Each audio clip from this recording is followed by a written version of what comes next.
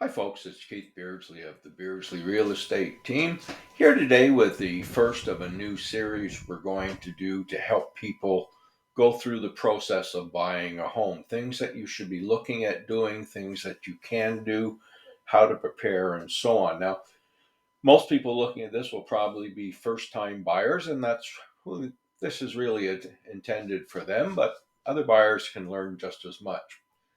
So what we're looking at here, first time buyers, you're all excited. You've made up your mind to buy a home. We love working with first timers, and in some years, about 50% of our sales are with first time buyers.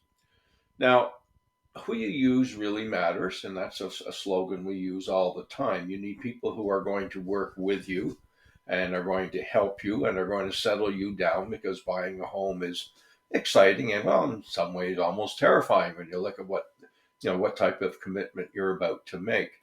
So who you use really matters. In our case, we happen to be country agents for the most part, which simply means we work the rural areas around Ottawa.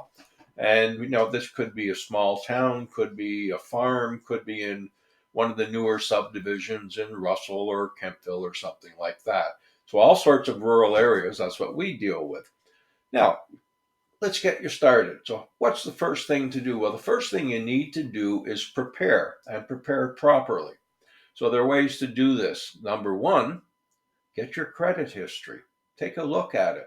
See what's in there. And if there's two of you buying this house or two people going to be involved in the process, get the credit history for both of you. It's going to make a big difference. Now, very few people realize you're entitled to one free credit report every year. They have to give it to you. There's two big ones, TransUnion and Equifax. Equifax is the one I think that I've always found most of the banks use is Equifax. But you're entitled to that free report. So for Equifax, as an example, you can go to their web page and sign up for your free report.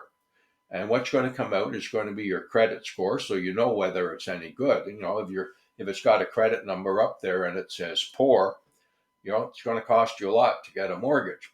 And the other thing you're going to get is your actual detailed credit history. So check over all that information, because every time I've done this for, I don't know, the last 10, 15 years, every time I ask for mine, there's mistakes.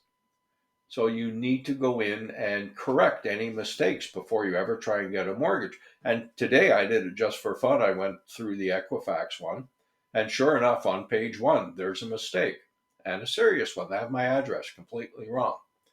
So those are the things that you can correct, and correcting it generally is going to take a few weeks, maybe a month or two. So as you get ready to buy and as you get ready to look at houses, start in right away with your credit history. And remember, once you've decided to buy a house and you're sort of got your pre-approval lined up and everything, don't go out and buy a car, right? Because that's going to change your entire credit history and your credit file. And don't go missing payments. Don't max out your credit cards, because as soon as you max out your credit cards, you're considered higher risk. And that's going to impact how much credit the bank's going to be able to give you. So start there. Start with getting your finances ready and getting that in order.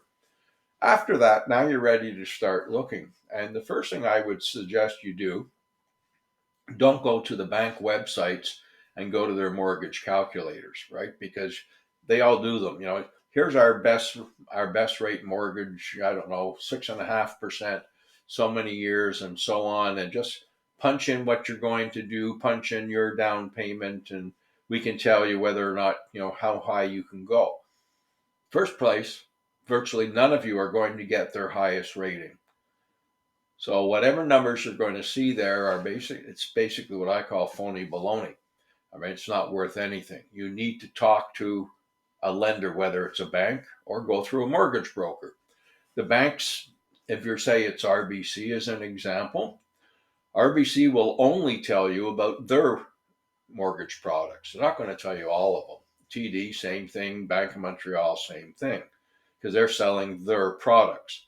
The mortgage broker will have access to probably all of those and many other different ones. So in some cases, if you want to use a bank, go ahead, but you can also check with a mortgage broker.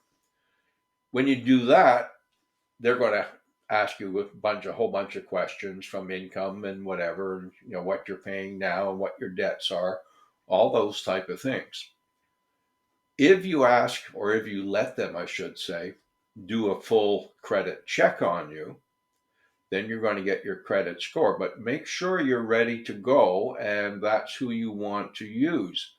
Because if you do, say, a credit check at one bank and you don't like the number they give you, so you go to another bank and you do another credit check with them, well, all those credit checks start to add up against you. So you have to decide fairly early on in your search who you're going to use. And most of these places will give you a rough idea. In other words, without doing the credit check, they can give you an idea as to how much money you could qualify for. So you can start with that, and that at least gives you a ballpark figure as to what you can look at. And once you've done that, that will help you to determine, once you have a ballpark figure, what you can go or how high you can go in price. Then you now know what communities you can start to look at, because different communities have different price points. Buying a house in, say, Orleans is probably going to be more expensive than buying the same model out towards Kemptville or Winchester or something like that. So those are the things you have to start. So get yourself set up, get your credit report, look at it, correct it, make sure your credit is in good standing, make sure that there are no mistakes, and then at that point, go in and try and get that first, let's call it temporary approval, where they will tell you roughly what you can afford. And then at that point, you can start. You may decide that you just can't afford anything right now, and you have to wait a little bit longer and save a little bit more, or maybe pay off that car or pay down some of the credit cards, whatever the case might be. But that's your very first step.